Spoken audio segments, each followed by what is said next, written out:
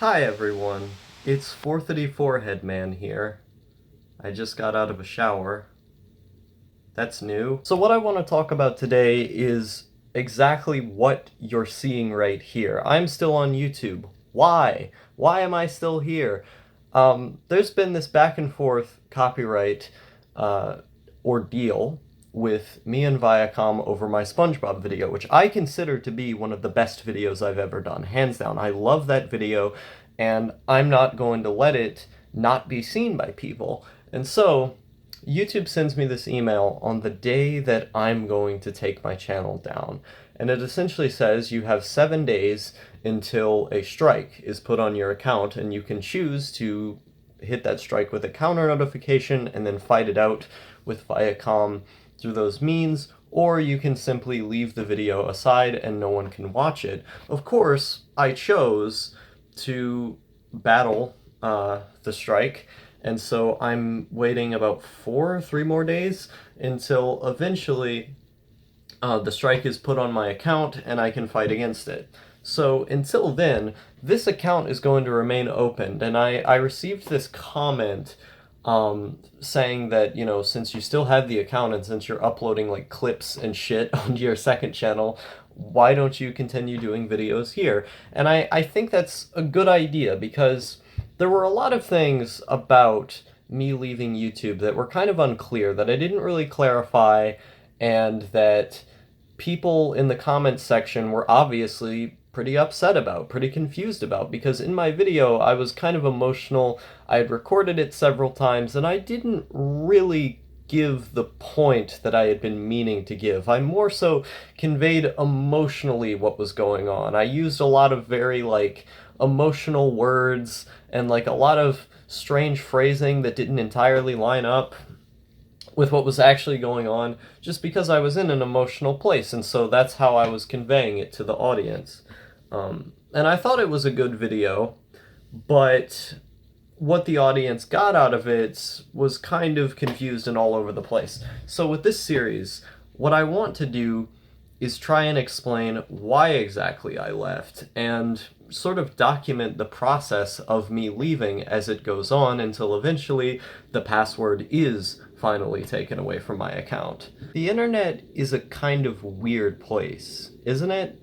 You know, it's not really like you're meeting people in real life, but at the same time, people spend so much time on the internet that it sort of becomes like real life. Serial Experiments Lane famously predicted that The Wired, as it was called in that show, would sort of coerce itself into being linked with humanity. That The Wired, because people become so invested in it, begin to seep into it, begin to let their humanity, let the real world, the outside world, become one with it. And we've kind of seen this happen on the internet, where people share more and more of their personal lives, where their entire lives are often dictated by the internet, because they have their job on here, they have their friends on here. Every single thing that they do is linked to this computer screen. But the thing is that while real life people make up the internet, and while we talk on here, while we share a great number about ourselves on here, it still isn't real. It's not the same as walking up to a person and saying, hey, how are you doing? You know, I'm etc., etc., and then having a nice conversation with them. There's just certain things that you have to remind yourself not to say when you're trying to be empathetic on the internet, for example. Without that physical contact, without someone right in front of you showing you that you have physical, social consequences for the things that you say, it becomes way easier just to say whatever you want. And so on the internet, you have to constantly remind yourself, oh, you know, don't say this, don't say that, because you might offend somebody's sensibilities, because after all, they are a real person on the other side, right? Those are things you shouldn't have to remind yourself in a normal social situation. You shouldn't have to remind yourself that you have to act right. The only reason you do that is because it's the internet, and then when you do it, it feels kind of wrong, right? When you do it, it feels almost like you're, you know, experiencing something that you shouldn't. Like, when you act cordial and kind on the internet, it's like you're obeying to some kind of rule that you don't really care about, or it's like you're, trying to pander to, famously, as many people would call it, the SJW cringe community or something like that. Like, it feels wrong, right? Acting like a normal person on the internet feels wrong. I don't think that can ever really be changed. There's a lot of behaviors that we can instill into ourselves just by way of habit, but I don't think we can really change the core of the issue, which is the lack of physicality within the relationships that make it to where you have a reason to act right. You have a reason to be consistent. You have a reason to say and do the right things, because someone right there is gonna beat the shit out of you if you don't. So, like, on the internet, it's anonymity. It either goes to people's heads completely, or they're self-aware about what anonymity is, and they still have a hard time parsing exactly how to act. Because everyone, well, maybe not everyone, but most people know how to act socially in a kind and polite manner. Most people know how to do that because it's just socially expected of you for the greater good of the entire group. And so people tend to, practice their social lives in that way. But, like, some people in real life, they need that kicked into them a little bit sometimes. Sometimes they feel like they have a bit more power over you, so you need to assert your dominance just to get them to act right. And on the internet, when you put those people in a room with everyone else, there's barely anything that you can do to assert that dominance, because there's no physicality. You're not going to be able to win over somebody unless you're just really good with logic, and most people are not receptive to logic, unfortunately. I'm guilty of this, like, a lot. I let my emotions get to me to the point where, like, I have trouble, fully listening to what other people have to say, and I'm trying to get better at that, because I think it's important to look at both sides. It's important to weigh both sides of the argument and to try and find a middle ground, or to try and understand where the person is coming from enough just to have a conversation with them, and not just, vehemently yell at them for not holding the exact same stance that you do.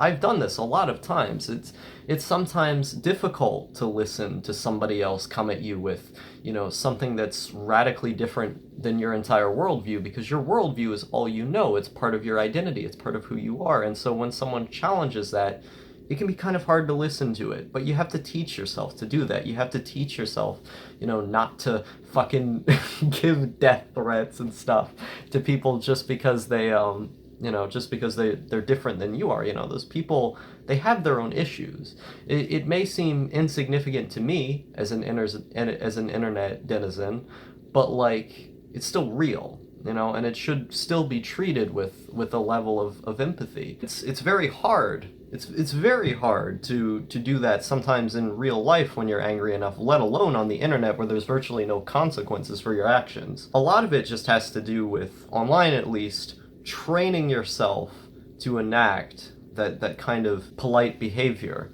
But even then, it never feels right, because you're not with the other people. I know many of my viewers are probably going to tell me that they've experienced some of the most real relationships on the internet, that their social life never really started until they were online. And let me tell you, I agree. In many ways, I do agree with that sentiment. But the thing is that human beings, we operate in tribes. We operate by finding the people who understand us and having those commonality of elements, and then using them to survive the elements on the outside world. So we use what we have, and then we take it and, go out and shoot a deer or something, because we like deers here in our little group. And so, on the internet, it's very similar. You have people who are from many groups who are often persecuted in the real world. People with autism disorders, people with, just strange neurological deficiencies, or, like, people who just have a very different worldview. I don't think most antinatalists, for example, would be able to have a casual conversation with a born-again Christian without a little bit of a fight happening. And the thing about dissidents like this is that they're normally killed in the old world, right?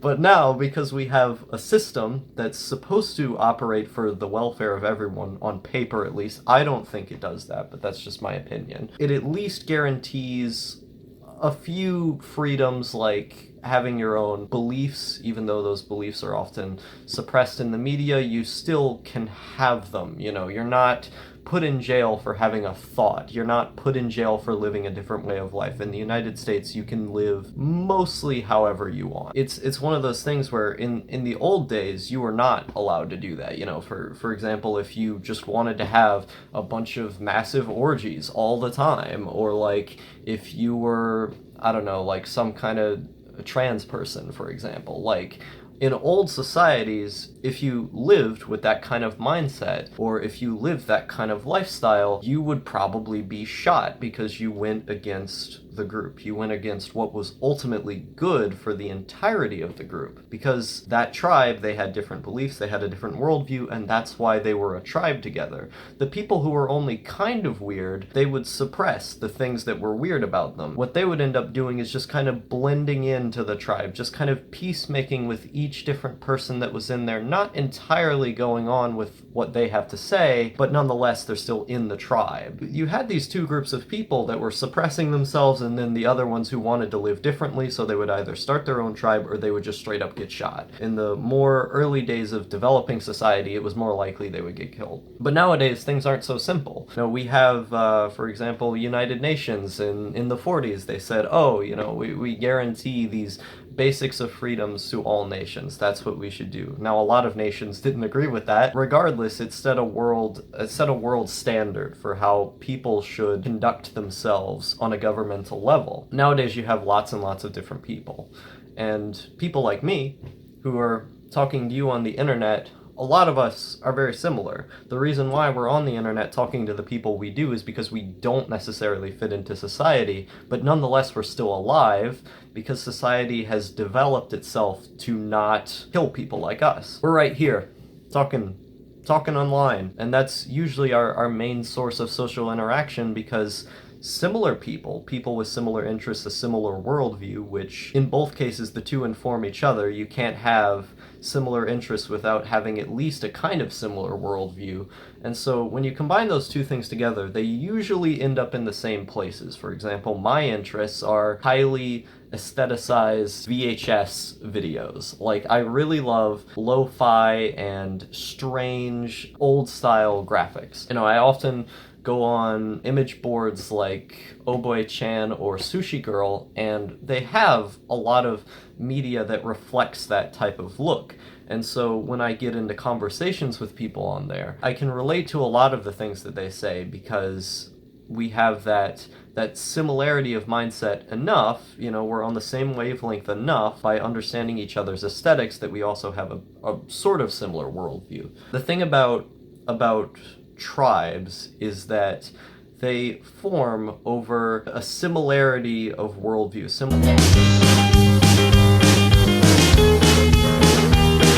Similarity of skills, similarity of interests, people getting along with each other. They form over that. And like I said, not everybody's the same, but they do form over a big enough common element. And on the internet, what we often do is try to seek our tribes. When we find friends on the internet who embody the same interests that we do, they're usually people who, if we met them in real life, they would immediately become part of our community, they would become part of our tribe, and our lives would, you know, live to reflect that. But on the internet, you have to find people from miles and miles away, sometimes countries away, because that's the only way you can find them. You can't find them in real life most of the time because people like you are few in number. The great thing about the internet is that it empowers more tribes to come into existence, more people to eventually meet each other in the real world. At the same time, it leads to a level of mental deterioration when you rely on that too much, when you don't take the extra leap to meet people in the real world, as I was saying, because if you rely on it solely, it's not real and it's not natural, so it's going to hurt you in the end. People in the real world may not fit your interests, they may not be part of your tribe, they may not ever be able to fit in your tribe, but there are just elements of that interaction that is more real. And I think that should remain distinct, that should not be conflated with having someone who is part of your tribe who's just on the internet. Because while you may form a real feeling connection with that person, while that connection may be very close because they are part of your tribe, it's still not entirely real yet. So in order to make that real, what you have to do is to meet here, in the middle. The people you don't like in the real world who don't fit you, they're over here. And then this is where the two elements coalesce. The guys who are on the internet and you and the real world. All of it is right here in the middle. This is the healthy part that you need to get to. If you don't ever get there, you're probably not going to have the most fulfilling life. I know a lot of people can use self-control and they can use all kinds of different coping mechanisms in order to get over this, but in the end, it is still not the natural way. You're using medicines to cure symptoms of a problem, but the sickness lies on the internet. What do many of you do when you get depressed? You may smoke marijuana, you may take a drug, you may go outside and skateboard around, I don't know, maybe you bash someone's head in, but regardless, you're doing something that is supposed to cope with those feelings, that those feelings were brought about for some reason. You're using something to get over it. A lot of people smoke marijuana to get over that. And what they'll do is they'll still stay in the room each day, they'll go on the computer, and they'll live a rather shut-in lifestyle. But in order to get over the depression, the anxiety, the nervousness, the loneliness that's put about by living a life in this way, is they take illicit drugs and they try to push those emotions down. Instead of going outside and getting sunlight, they buy the fucking purple lights. I don't know what they're called. The lights that simulate sunlight. They buy a bunch of those. Maybe they change their diet, they start exercising on the inside of the house, they use YouTube videos to supplement voices and interaction just so they feel a little bit less lonely, and as long as they remain positive, as long as they have something that they're working on to continue keeping them from being bored, a lot of those people can do fine being shut-ins. It's just about how you do it. But you're still sick. Like, you're just because you feel relatively good being a shut-in and on the internet all the time doesn't mean the illness doesn't exist. It doesn't make it any less unnatural. It's just that you're curing the symptoms of the problem, but the sickness is still there. How do we get rid of that? We go off the internet. We seek meaningful interaction in other ways. We find hobbies that are not constrained to a computer screen, but rather outside, in the outside world, fulfilling things, sunlight, fulfilling interaction, things we were made to do, hunting for our own food, things that humans were adapted to do. The world, people, this was not made for the internet. None of these things were made for the internet. Humans were meant to operate in small tribes, walking the peninsula of wherever they lie. They're meant to go out and fucking shoot shit and, make traps for animals. They're made to fish. They're made to, build houses and stuff, but they're not made to build cities. We are not made to live in cities of millions of fucking people. We're just not supposed to. That, our brains were not built around the idea of millions of people living in the same place. Because if you did it back then, millions of people living in the same place would have meant tons and tons of fights breaking out, so little food that people would have to, destroy themselves over it. Many of them would not be able to communicate in the same language. The idea of this happening was so weird and impossible to the point where we just didn't adapt to it. And so like when you end up putting all of those elements together based on how rapidly technology has grown, sure, you can do it, it's possible, and you can kind of manipulate your brain into being fine with it, but at the end of the day, the human mind, the human body has not developed to a level where this is okay. We were not made to do these things. Instead, we built society around doing these things. It's a problem.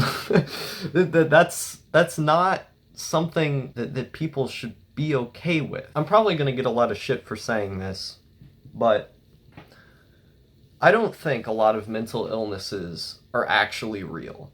I don't think depression is a real illness. And now hold up. Before you start slamming your keys on the comments section, allow me to explain myself first.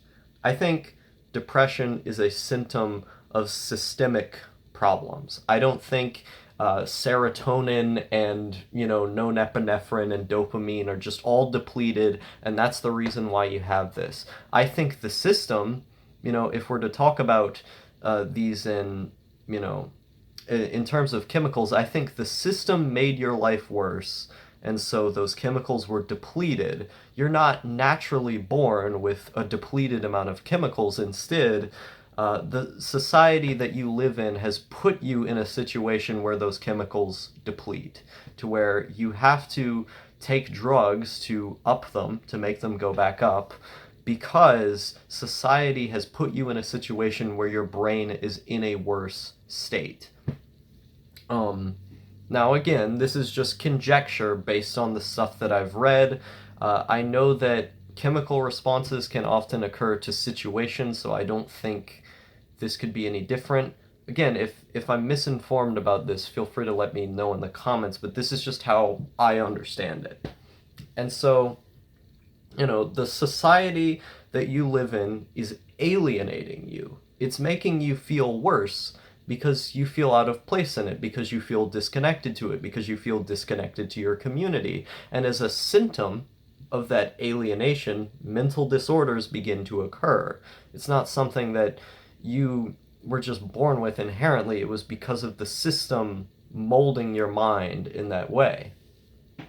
And I believe if people were to live in a hunter-gatherer-esque society, or at the very least in a society with a communal slant on it without alienation of the individual, then people would not have these mental disorders. And I think the internet is just a larger illness tacking on to, an already grand number of illnesses caused by societal and systemic alienation. And so I think the way to combat these things is to arm yourself with spiritual and communal knowledge, arm yourself with a community to then share that with and to experience it with, and to get back to nature. We need to be getting back to nature in order to combat the problems that are just fucked up in our brain.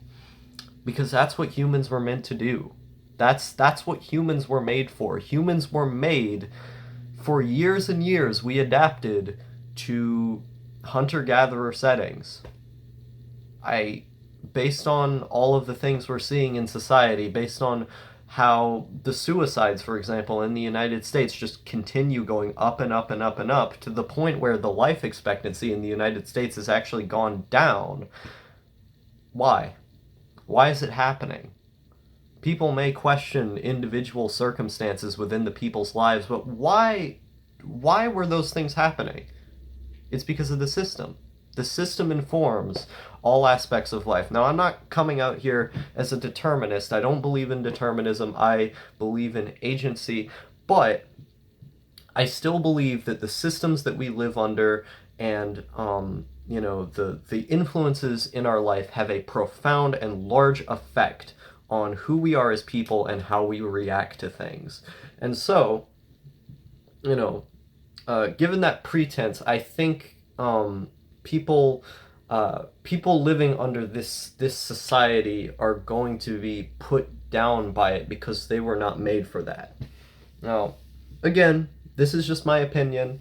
I would love to have a conversation with any of you in the comments over this. Thank you for watching the video. I'm probably going to be putting out, a few more of these as the month goes on. Just more topics that I have off the top of my head about why I'm leaving YouTube or any of my thoughts around the situation. I'll see you all later. Thank you for watching.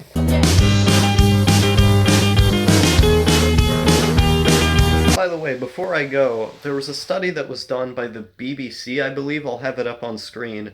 Basically, saying that psychotic illnesses like schizophrenia, bipolar, or bipolar presenting as psychosis, I mean, or like schizoaffective disorder, anything like that, anything involving hallucinations or delusions, visual, audio, anything like that, what falls under psychosis. There's a study that was done that showed that in ancient times, this was actually very normal, and it was usually the people talking to them or the people they would see would tend to be elders, older folks within their family that played some sort of important rank, and then they would come to them and they would give motivation, or they would talk, or they would be playful. Sometimes people would just hallucinate playful and fun things. And these people were normal people within the society. They weren't like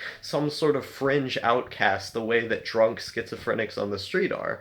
No, these were just normal people operating within the society who also hallucinated. But the hallucinations that they experienced were not super negative. They were either positive or relatively normal. And the people who they had found, who had reacted to the hallucinations in this way, experienced them in this way, they were concentrated in India, Africa, Asia, places like that, places with a very communal slant on the way that their society is run. There's many hunter-gatherers, etc., in places like Africa or Mongolia. There's very traditional communities in India. And so it makes sense. It makes perfect sense to me that these people would experience psychosis like this, because in America, people's environments are very different. We end up living in extremely alienated situations around a lot of violence. We don't trust other people because in the job market you're told, oh, you gotta compete against everybody you know in the job market. Everyone in the job market is out to get you because they have to. In the job market, if you're not out to get everybody, then you go hungry. The answer in the United States to literally starving to death is go to work and make it to where the next guy gets fired. Compete as much as you can. Just keep competing in the job market until eventually that guy who got fired, oh, you can't feel any empathy for them because now you have the job that they used to have. Sure, their whole family may be on the street, but hey, now I get to eat. And like, you can't blame anybody for feeling that way because they weren't going to eat otherwise. It doesn't have to be like that, but people have built the system around competition in this way. People have built the system around more violence occurring. For example, the CIA funding money into violent terrorist groups, or funding money into drugs being pumped into neighborhoods. For example, in the Reagan administration, they had started concentrating more drugs into black neighborhoods. The CIA, I mean, everybody knows the CIA sells drugs. Like, it's one of those things where because the system is propped up by so much violence, and because the system has literally caused people to not trust each other at all because of the violence that it makes people act against each other with, then of course the delusions and the hallucinations you have about other people are going to also be violent and negative, because the world the system is built is violent and negative.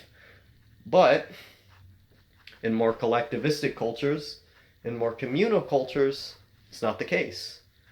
The hallucinations tend to be playful and nice. And so, I think this article just evidences my point even more, that the society that you grew up in and the way that it's built informs deeply how these mental diagnoses occur. It's not a genetic thing. Well, genetics play a part, but it's not all genetics. It's not all, chemicals influctuating. The system is causing those influctuations. And the system is causing how people act within that paradigm.